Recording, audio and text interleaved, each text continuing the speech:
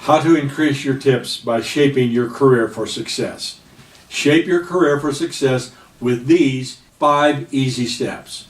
Before you jump into the steps, you need to understand who your target audience is. For example, if your customer is a 60 to 70-year-old woman, you will dress and act different than if your customer is a 30-year-old biker chick. Floyd's Barbershop demonstrates how to focus on a market segment with their shops that are filled with TV monitors, playing the sports channel, and lockers in the shampoo area. They are able to charge more because guys like the atmosphere and attention they receive. You need to exercise some caution not to limit your audience with too low a percentage of the population base you have to work with. Be sure your service level, which I am going to address next, is higher than the price you charge. A great motto for any business is under-promise and over-deliver.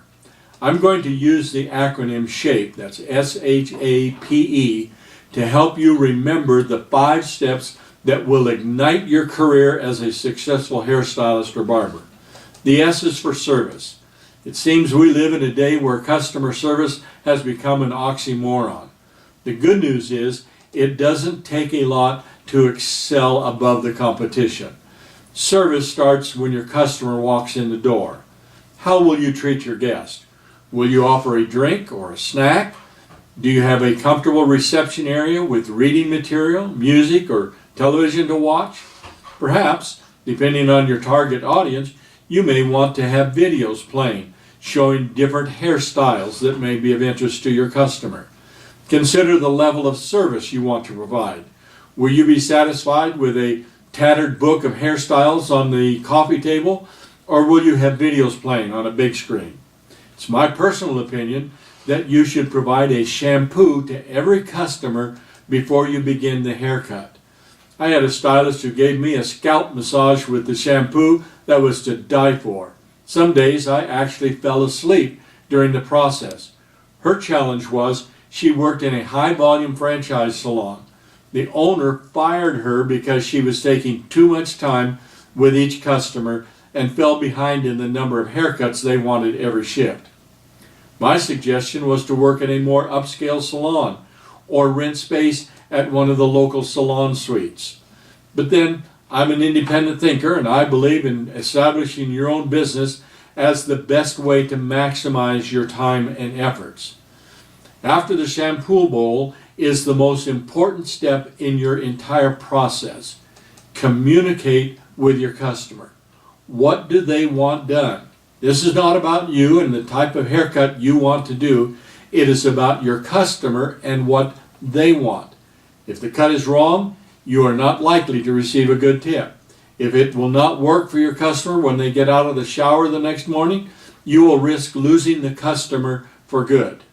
Ask questions and repeat the answer back to your customer to avoid any potential for a misunderstanding. Now, give a great haircut. Pardon the pun, but don't cut corners. Do the best you know how to do. I will address this in more detail later, but your conversation should be educational in content. Your customer, unless they are drinking buddies, do not want to hear about your troubled life, your mother-in-law, or your kids. Make the conversation about your customer. Focus on their needs and desires. If you have a product to sell, this is the time to do it. I will explain how a little later. The H in SHAPE is for hygiene. Remember, you are up close and personal with your customers. Do not assault their olfactory receptors. Body odors, excessive or pungent perfume, cigarette odors, garlic, or onion smells are potential culprits. Make sure your underarms are clean and freshly shaved. Some stylists use scissors with a swivel thumb mechanism just so they don't have to stick their armpit in their customer's face. As a side note, if you are an owner or manager, there is hope for the most difficult cases. I owned a group of salons at one time with managers and assistant managers in each shop. One of my salons had an employee whose body odor was so bad the manager was ready to terminate the offensive stylist. I suggested a heart-to-heart talk instead. The stylist responded positively to the talk, did a 180-degree turnaround in her personal hygiene, and later became one of my best managers. A is for appearance. Earlier I touched briefly on appearance depending on your target audience. Whatever style you choose, it should always be professional. Clean and well pressed is your guideline. Unless it is an emergency in the middle of the day, your shirt or blouse should not be held together with a safety pin. I know you work with color and other chemicals, but you should not have visual stains on your clothing or hands. Speaking of hands, your fingernails should be well groomed at all times. I get no warm, fuzzy feeling about a stylist cutting my hair with 3 different colors of fingernail polish flaking off of her nails, nor a barber who has grease on his hands or under his nails as if he was out back working on changing tires for his wife's car. Now, don't get carried away, but it has been reported that women with a flower or similar object in their hair receive higher tips. Modesty cannot be overlooked in any discussion about appearance. You do not want your salon to be confused with a house of disrepute. Again, the focus is on the customer, not on you. I've seen a few salons advertise stylists wearing lingerie. I have not seen any of them last for very long or become a national chain. The P in shape is for products. Now, this is a big one. Selling products can significantly enhance your earning power if done properly. First, don't sell your products. By that I mean, do not be pushy or oversell with unsubstantiated claims. As an example, don't tell them a product will prevent split ends. It is true, well-moisturized hair resists split ends, but if you rub the hair when towel drying it too hard, you can break the ends of the hair. Split ends. If you cut hair with dull scissors, you break the end of the hair. Split ends. Part of your conversation with the customer can focus on the quality of shears you purchase and the frequency in which you have your scissors sharpened. I once heard a male stylist brag about how he could give a quality haircut with a child's paper scissors. Of course, there was no need to try to argue with the guy.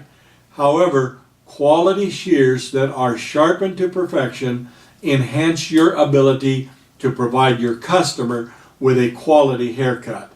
I've heard rumors that Jennifer Lopez insists her stylist use a new pair of shears each time she gets her hair cut. Use the products you have for sale. While using the product on your customer, educate them on why you're using the product and what it will do for their hair or skin. Put it in your customer's hands while you're talking about it. Help them recognize the need for the product. Give your personal story. Before I started using X, my hair did X, but now you can see how good it looks. Tell about other customers who switched to your product and the amazing results they have had with your products. If applicable or available, give them a sample. I suggest you have the product at your station. When you give it to them during your conversation about all the benefits, do not take it back. The goal is they carry it with them to the checkout area. If it is not practical to have the product at your station, walk your customer to the display on the way to checkout. Use an assumed close. Put it in their hand. If they don't want it, they'll put it back down. You don't have to say things like, "Would you like to buy this?" Assume they do and make the sale. Most of the time what I hear in the salon is, "Do you need any product?" Well, what product? And why should I want something on your shelf that I know nothing about? Now the E in shape is for engagement. No, you're not going to marry your customer. You do, however, want to establish a lasting relationship. In the early days of the Fantastic Sam's franchise, the stylists were forbidden to tell the customers their personal names. They were to use fictitious names on their station, Snoopy, Happy, Smiley, or whatever. Sam did not want the customer to follow the stylist to another salon. It was a policy that simply did not work. 1, it hindered engagement with the customer. 2, it did not achieve the intended goal of retaining customers for the salon. The stylist always found a way to let customers know where they were going. A better solution for the salon, the stylist, and the customer is to grow and develop a lasting relationship built on quality service and true customer care. Part of engagement is recognizing your customers' special days. $5 or whatever amount you wish taken off on a birthday is a feel-good gesture. $15 for an anniversary goes a long way to assure your customers will stay with you. I'd like to address referrals for just a moment. Your engagement should be so thorough, your customers automatically tell their friends and relatives about how great you are.